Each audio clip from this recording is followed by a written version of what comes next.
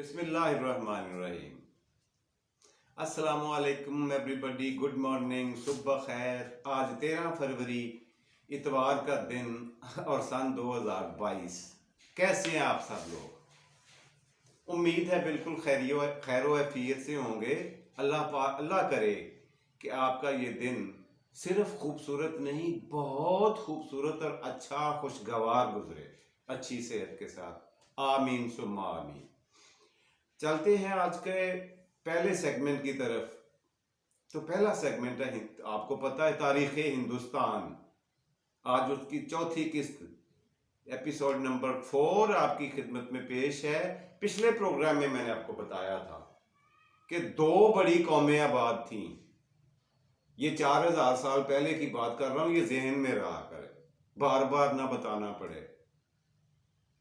تقریباً 4500 سال پہلے کی بات ہے،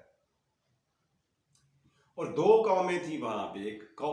دو بتائی تھیں، ایک دراوڑ اور دوسری کول۔ آج ہم جو دراوڑ قوم تھی نا، اس کے بارے میں کچھ ذرا تفصیل سے بات کریں گے، اس پہ روشنی ڈالتے ہیں، اس کو ڈسکس کرتے ہیں مزید۔ اس کے بارے میں جو تاریخ دان ہیں اس قوم کے بارے میں، ان کا حلیہ بھی، ان کا رہن سہن بھی، ان کا قد کاٹ بھی بتا دیا کہ یہ چھوٹے قد کے تھے، جسم پہ لباس کوئی نہیں تھا، رہتے تھے غاروں میں یا پھر درختوں میں، ان کے پاس پہننے کے لیے کوئی چیز نہیں تھی، جسم ڈھانپنے کے لیے رنگ، ان کا جو سکن کلر تھا وہ بلیکش تھا، بلیک تھا، اور قد چھوٹا، اور شکل و صورت کے بھدے تھے، یعنی بد صورت تھے۔ اس وجہ سے کول قوم نے ان کو اپنے سے کم تر اور کمی کمین سمجھتے ہوئے ان کو اپنے پاس بھٹکنے نہیں دیا۔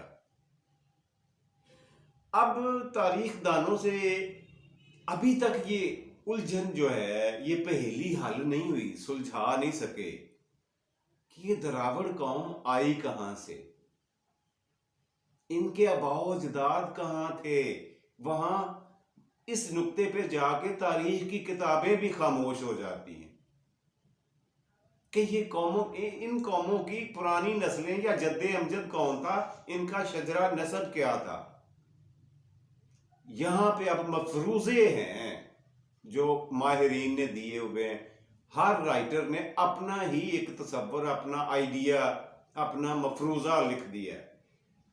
کچھ لوگ تو اس بات پہ ایگری ہیں کہ یہ لوگ جو تھے نا، یہ بھی کول قوم کی طرح کو سلیمان کے درہ خیبر سے ہی شمال کی طرف سے ہندوستان میں داخل ہوئے، اور کول قوم نے ان کو اپنے پاس رہنے بیٹھنے کی جگہ نہیں دی، ان کو مار دھاڑ کر، ان کو زور زبردستی سینہ زوری سے دھکیل دیا بندیاچل کی طرف، اور وہاں سے یہ سطح مرتفع سے ہوتے ہوئے، یعنی یہ جو مشرقی حصہ ہے ہندوستان کا، سطح مرتفع کا، جہاں چھوٹا ناگپور ہے، اس کے رستے یہ جنوبی ہند میں داخل ہوئے، یعنی دکن ہندوستان میں ان کے حصے میں وسیع علاقہ آ گیا، اور وہاں پر پھیل گئے، وہیں پہ سکونت اختیار کر لی۔ اچھا، اب دوسرا نظریہ جاگتا ہے، دوسرا رائٹر جاگتا ہے، وہ یہ کہتا ہے کہ نہیں، ایسا نہیں ہے، یہ لوگ جنوبی ہند سے ہی آ کر دکن میں آباد ہوئے ہیں۔ لیکن اتنا بڑا کوسچن مارک ہے اس نظریے پر کہ جنوبی ہند میں تو سوائے وسیع و عریض سمندر کے آبادی کا کوئی نام و نشان نہیں ہے، یہ کہاں سے آ گئے؟ اب وہاں پہ بھی پھر اس سوال کا جواب بھی انہوں نے دینے کی کوشش کی ہے تاریخ دانوں نے۔ انہوں نے کہا ہے کہ انہوں نے یہ کیا ہوگا کہ یہ کسی اور ملک کے، کسی اور آبادی کے، کسی اور بستی کے رہنے والے لوگ تھے جو اس وقت سمندر میں چلی گئی، یعنی جنوبی ہندوستان کا بہت بڑا علاقہ سمندر برد ہو چکا ہے، بحر ہند نے، انڈین سی نے اپنی آغوش میں لے لیا ہوا ہے۔ یہ وہاں کے باسی تھے، وہاں کے رہنے والے تھے، اور مجبوراً انہیں ہجرت کر کے ہندوستان دکن میں، جنوبی ہندوستان میں آباد ہونا پڑا۔ اب ایک تیسرا گروہ پیدا ہوتا ہے، وہ کہتا ہے نہیں یہ دونوں نظریے غلط ہے، ایسا نہیں ہے۔ یہ لوگ، یہ جو جنوبی شمال مشرق میں، شمال کو کے ہندوستان کے جنوب مشرق سے لے کر شمال مشرق تک کئی جزیرے ہیں جو آسٹریلیا تک پھیلے ہوئے ہیں۔ عین ممکن ہے کہ گزرے ہوئے وقتوں میں ان جزیروں کے درمیان کوئی ربط، کوئی واسطہ، کوئی خشکی کا راستہ موجود ہو، اور یہ لوگ انہی جزیروں میں سے اٹھ کر یہاں آ گئے، کیونکہ وہاں پہ سبزہ نہیں تھا، پینے کا صاف پانی نہیں تھا، اس لیے انہیں ہجرت پہ مجبور ہونا پڑا۔ یہ ادھر سے اٹھ کر یہاں آ گئے دکن ہندوستان میں اور آباد ہوئے۔ بہرحال یہ بات طے ہے، یہ لوگ جہاں سے بھی تھے، جیسے بھی تھے، بہرحال ان سے پہلے کے جو شجرہ نسب ہے وہاں پہ تاریخ دان زیادہ تر خاموش ہیں، کچھ نے اپنی رائے دینے کی کوشش کی ہے، اور وہ بھی مفروضوں پر، جو میں نے تھوڑی سی آپ کو مختصر سی تفصیل بتائی ہے۔ اب ان کے پاس کھیتی باڑی کے علاوہ، کھیتی باڑی اس لیے نہیں کر سکتے تھے کہ ان کے حصے میں جو زمین آئی ہے وہ زرخیز نہیں تھی، جس طرح کی شمالی ہندوستان میں کول قوم کے پاس تھی۔ ان کے پاس بہترین پانی پینے کے چشمے، زرخیز زمینیں تھیں، اور یہ تاریخ دان یہی وجہ بتاتے ہیں کہ ان کی صحت اچھی تھی، وہ ذہین فتین تھے، زوراور تھے، طاقتور تھے، صحت مند تھے، مگر یہ ہمیشہ صحت کے ہاتھوں کمزور ہی رہے، دراوڑ قوم جو تھی۔ آخر ہوا کیا کہ انہوں نے سب سے پہلی جو تجارت شروع کی، ان کی خوش قسمتی یہ ٹھہری کہ ان کے حصے میں جنگلات بہت زیادہ آئے۔ اس وقت کا جو ہندوستان تھا، خاص طور پر جنوبی حصہ دکن کا، بندیاچل کے جنوب میں، سمندر کے کنارے کا، وہاں پہ تو بڑے بڑے ریت کے اور بہت بڑے مٹی کے بن بنے ہوئے تھے۔ اس قوم نے بڑی جاں فشانی، محنت اور لگن کے ساتھ ان جزیروں کو، ان ٹیلوں کو، ان بنوں کو ہموار کیا، اور ان کے اوپر فصل اگانا یعنی کاشتکاری کا کام شروع کیا، اور کم از کم اپنے کھانے کے لیے خوراک پیدا کرنے لگ گئے۔ لیکن جو انہوں نے پہلی تجارت شروع کی تھی نا، وہی جنگلات کا قدرتی تحفہ جو ان کے پاس تھا، جنگلات کا، اس میں 3-4 لکڑیاں ایسی تھیں، درخت ایسے تھے جو بہت قیمتی تھے اور آج بھی ہیں، قیمتی ہیں۔ ان میں ایک سندل کی لکڑی، ایک دیار کی لکڑی، اور اسی طرح سے سندل، دیار اور 2-3 لکڑیاں اور ہیں جن کے نام ذہن میں نہیں آ رہے۔ یہ، اور ہاں، ساگوان کی لکڑی، یہ وہ خاص لکڑیاں تھیں جن کو دوسرے علاقوں کے رہنے والے قبائل بڑا پسند کرتے تھے۔ یہ لکڑیاں خریدنے کے لیے ان کے پاس آتے تھے، اور یہ انہوں نے اپنے پاس یہ ذخیرہ رکھا ہوا ہوتا تھا، سکا کے کاٹ کر، اور وہ ان کے ہاتھوں بیچ دیتے۔ اور پیسوں کا رواج تو تھا نہیں، اناج لیتے تھے بدلے میں قیمت کے طور پر، کہ ہمیں ٹھیک ہے، اناج میں زیادہ تر جو کی فصل ہوا کرتی تھی، یہ جو لے کے کول قوم سے یا دوسرے تیسروں سے ان کو لکڑی فروخت کرتے تھے، اور لکڑی سے وہ آگے مختلف کام لیتے رہے۔ وہ کسی نے اوزار بنا لیا، کسی نے ہتھیار بنا لیا، کسی نے ڈیکوریشن پیس کے طور پر اپنے پاس رکھ لیا۔ دراوڑ قوم جو ہے نا، زیادہ تر یہ پجاری تھے، پرستش کرتے تھے یا تو درختوں کی یا پھر بڑے بڑے اژدہا یعنی سانپوں کی۔ اچھا، یہ ان سے پیار نہیں کرتے تھے، ڈرتے تھے ان سے، اپنے دیوتاؤں سے ڈرتے تھے، خوف زدہ تھے کہ ان کو کہیں نقصان نہ پہنچائیں۔ ان کے آگے جھکتے، سجدہ کرتے، ان کو چومتے، احترام کرتے، بلکہ یہاں تک لکھا ہے کتابوں میں کہ جانوروں کی بلی چڑھاتے چڑھاتے، یعنی پہلے جانور قربان کرتے تھے ان کے قدموں میں، اور یہ تصور تھا ان کے ذہن میں کہ ان کے دیوتا خون نوشی کر کے خوش ہوتے ہیں، اسی لیے یہ جانور لا کر ذبح کرتے ہیں ان کے قدموں میں، درخت کی جڑوں میں، یا پھر وہ سانپ کے سامنے، یا کسی پتھر کے سامنے۔ اور بڑھتے بڑھتے یہاں تک ہو گئے کئی کہ کئیوں نے اپنے بچوں کو بلی چڑھانا یعنی قربانی دینا شروع کر دیا۔ بعض قبائل میں یہ رسم بھی چل پڑی۔ اچھا، دوسرا انہوں نے یہ یہاں تک تو آ گئی ان کے پرستش کی، پوجا بھاٹ کی بات، اور ان کے عقائد کا نقطہ نظر۔ جو لوگ کہتے ہیں نا کہ یہ لوگ شمال سے آئے، وہی کو سلیمان کے درہ خیبر سے، وہی دوسری کتابوں میں لکھتے ہیں کہ نہیں نہیں نہیں نہیں، یہ کول قوم کی ہی اولاد ہے، لیکن کیونکہ یہ رنگ و نسل کے اعتبار سے ان کے شایان شان نہیں تھی، اس لیے ان کو انہوں نے اپنے سے جدا کر دیا، علیحدہ کر دیا، بکھرے کر دیا، اور دوڑا دیا اپنے علاقوں سے باہر۔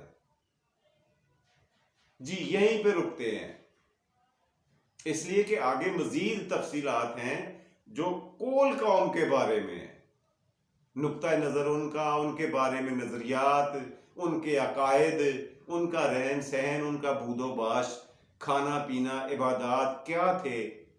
اگلے پروگرام میں اس پہ بات کریں گے۔ آج کا پروگرام کا پہلا سیگمنٹ یہیں پہ ختم کرتے ہیں۔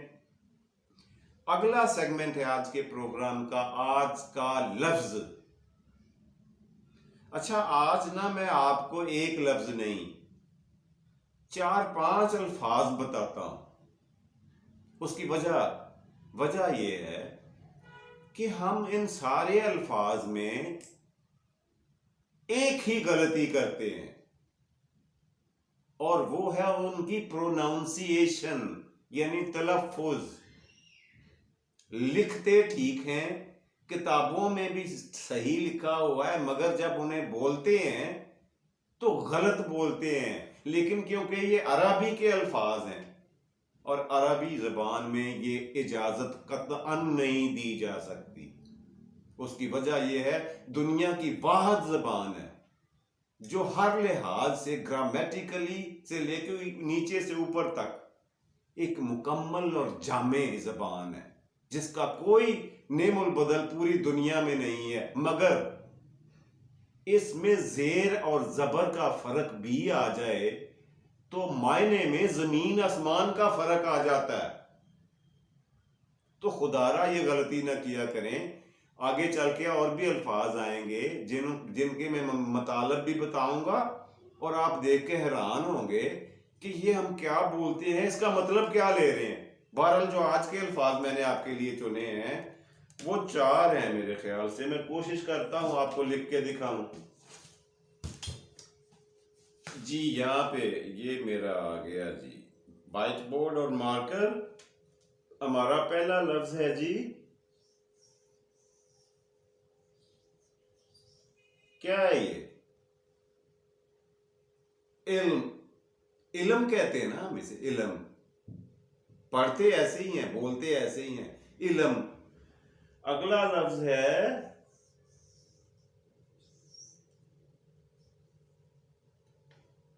یہ، کیا لکھا ہوا ہے؟ اب آپ بولو گے عمر۔ اگلا لفظ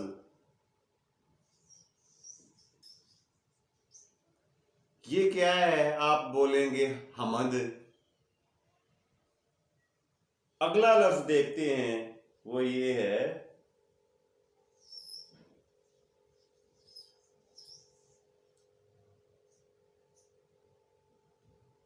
کیا پڑھتے ہیں اسے ہم بولتے ہیں نظم۔ یہ چاروں الفاظ کا تلفظ یہ نہیں ہے، یہ غلط ہے، برائے مہربانی تصحیح کر لیں، اس کی درستگی کر لیں۔ یہ لفظ جو ہے یہ علم نہیں ہے، علم ہے۔ یہ اس کے عین کے نیچے زیر اور لام کے اوپر جزم ہے، علم۔ لام کے اوپر زبر نہیں ہے، علم نہیں ہے، یہ علم ہے، علم۔ اسی طرح سے یہ اگلا لفظ عمر ہم بولتے ہیں، عین کے اوپر پیش ہے اور میم کے اوپر جزم ہے، یہ لفظ ہے عمر، عمر، عمر نہیں، عمر۔ اور تیسرا لفظ دیکھیں، یہ جسے ہم حمد کہتے ہیں، یہ ہے کے اوپر زبر ہے اور میم کے اوپر جزم، اور یوں یہ لفظ بنتا ہے حمد، حمد، حمد نہیں۔ اسی طرح سے یہ چوتھا لفظ دیکھ لیں، یہ نون کے اوپر زبر اور زوئے کے اوپر جزم ہے، یہ لفظ بنتا ہے، اس کا تلفظ بنتا ہے نظم، نظم نہیں، نظم۔ یہ چاروں الفاظ تھے جو میں نے، کیونکہ ان میں ایک ہی غلطی تھی اور ایک ہی طرح کے ہم اس پہ غلطی کرتے ہیں، اس لیے میں نے یہ چاروں الفاظ آپ کو اکٹھا بتا دیے بجائے ایک ایک کر کے بتاؤں۔